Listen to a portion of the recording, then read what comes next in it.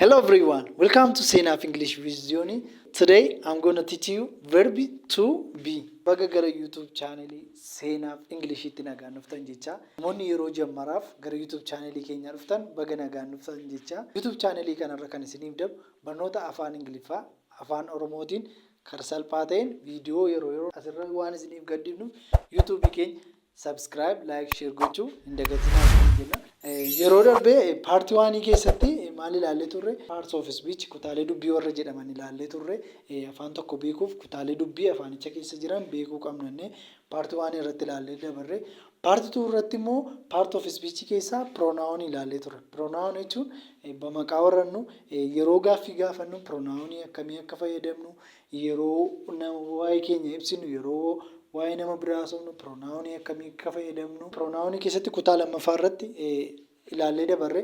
Namoonni barumsi kun isin darbe liinkii isaa koomentii jammaraa jala isiniin ka'a seentanii ilaaluu dandeessu. Dura isa jammara isa baruu waan qabdaniif jechuudha. Okay, har'a kan waliin ilaallu verb to be dha. Afaan Ingiliffaa dabnee haasa'uuf yookaan dabnee baruuf wantoota 5 murteessoo ta'an baruu qabna. Isaanis tokko verb to be, verb to do, verb to have, tense, modal verbs warra jedhaman kana sirriitti jalqaba baruu qabna jechuudha. Achi keessaa har'a kan waliin ilaallu verb to be. Verb to be har'a erga ilaallee barree booda Ingiliffa percentage 50 goonirraa jechuudha. Namoonni qabsiisa qabachuu barbaadan daftarii qalama keessan fudhadhaa na hordofaa isiniin jedha. Hamma dhumaatti na waliin tura. Let's get started. Okay, har'a kan waliin ilaallu verb to be dha.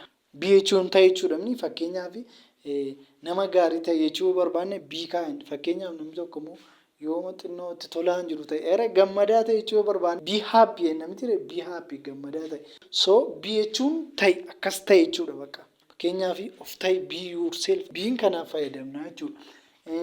An akkas jennee haasa'uuf verb to be warreennu maal fa'i is are am was were. Verb to be warreennu is are am was were. Isi amiin kun presentiidha warri kun waan amma ta'aa jiru akkas jennee ibsuuf kan nuyi fayyadamnu is are am warreen kun presentiidha. Woosii weeriin immoo wanta ta'ee darbe tokko wanta akkas ta'ee darbe tokko ibsuuf kan akka paastitti waan darbe tokko immoo kan ittiin ibsinu verb to be keessatti woosii fi weerii warrannoodha. Akkas ta'e yeroo jennu biyya namni an akkas jennee yeroo ibsuu barbaannu fakkeenyaaf I am hin jedhamiti I am jechuun an akkas jechuudha. She, he, it. Warri kun immoo yeroo darbe pronounii keessatti ilaalleerra inni akkas isheen akkas easy fayyadamna jechuudha. Fakkeenyaaf inni dheeraadha yoo inni fakkeenyaaf tall, he is strong, smart, kind. Har'a akka fakkeenyaatti warroota kana fayyadamneetu waliin ilaalla.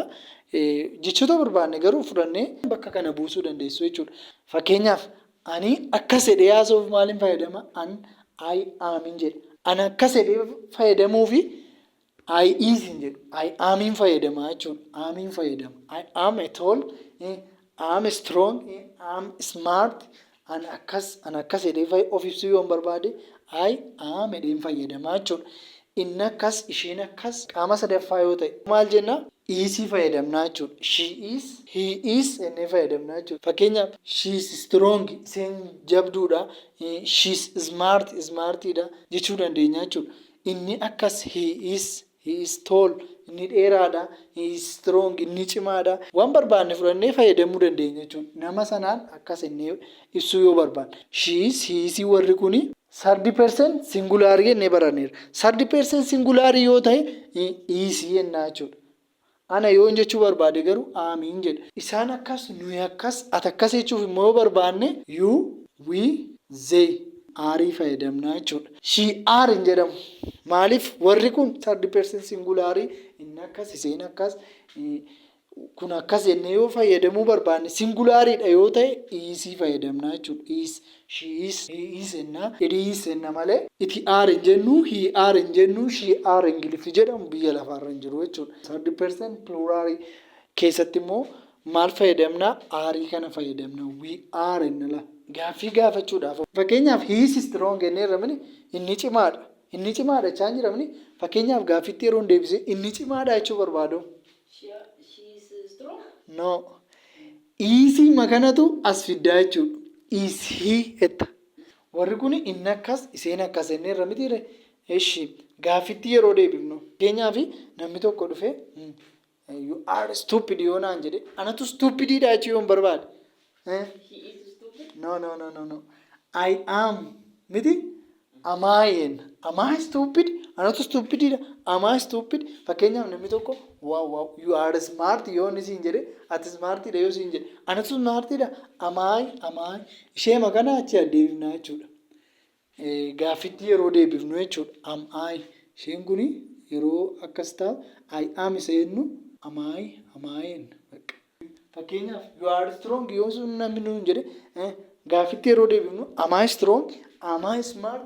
Am I jennee bakka waan barbaanne jechuu dandeenya. Gaaffitti deebifnu. Garuu she is, he is yeroo jennu she is fakkeenyaaf she is sila she is smart jenneera. Isheen smartidha. Isheen smartidha jennee gaaffitti yoo deebifnuu barbaanne garuu is she smart?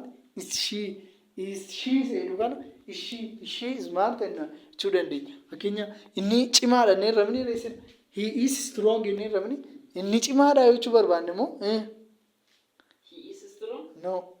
Gaaffiidhaan inni cimaadha. Gaaffii gaafataa. Is he strong? Is he strong? Is he strong jechuudha dandeenya jechuudha. Nu akkas you are, we are, they are namni gaaffitti yeroo deebifnu. Fakkeenyaaf Are you smart? Nice. Are you and aarii kana finne are you dudduubuma deebifnaa jechuudha bakka. You are ennee ramni reesil gaafa gaaffii ta'u immoo asuma achi deebi'a jechuudha. You are smart jedhee ramni are you smart? You are isa jedhu kana maal jenna yeroo gabaabsinu you jedhime. They are strong. Yeroo gabaabbatu akkasittiin barreeffama jechuudha. Are they isaan akkas jennee ramni isaan akkasii jechuudha barbaanne immoo are they baay'ee simbiliidha baay'ee akka barachaa jirtan abdiin qaba. Garuu baay'een keessan ilaalaa jirtu malee subscribe gochaa jirtanii subscribe like gochuun dagatina itti fufna. Okay. Verbitu biduukaa kan deemu wanti kun akkasii akkam bareeda. Wayya fakkeenyaaf isheen akkam bareeddi. Inni akkam bareeda. Isin smartii akkamiidha. Isin akkam namatti toltu namni jechuuf haawudha jechuudha. Haaw. Obboleettiin kee bareedduu akkamiiti yoo naa jechuu barbaadde maal jetta? How ennee jechuudha. How ennee adjectivii sana gashin. How beautiful is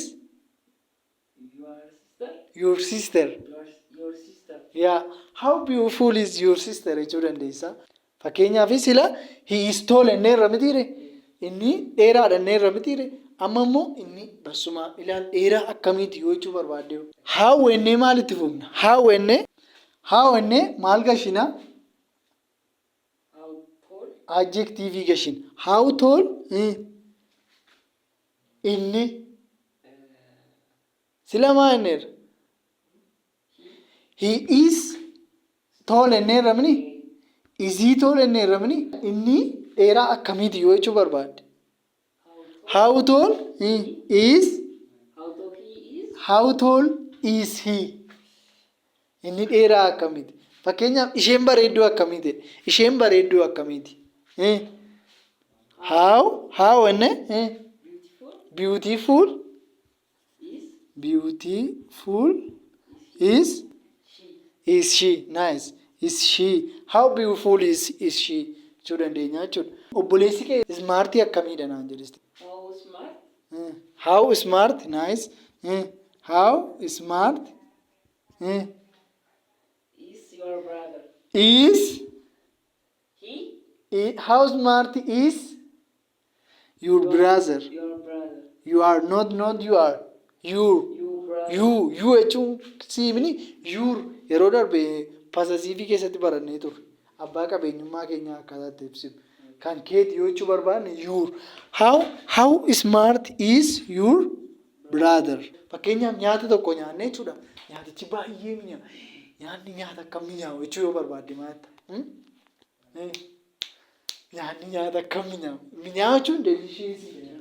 How delicious is the food? Bakka nyaati kun akkam mi'aawa. Haa jettanii waan jechuu barbaadan sana adjektiivii sana bakka buuftanii waan barbaadan buuftanii fayyadamuu dandeessu. Okay, amma maatti maal ilaalleerra?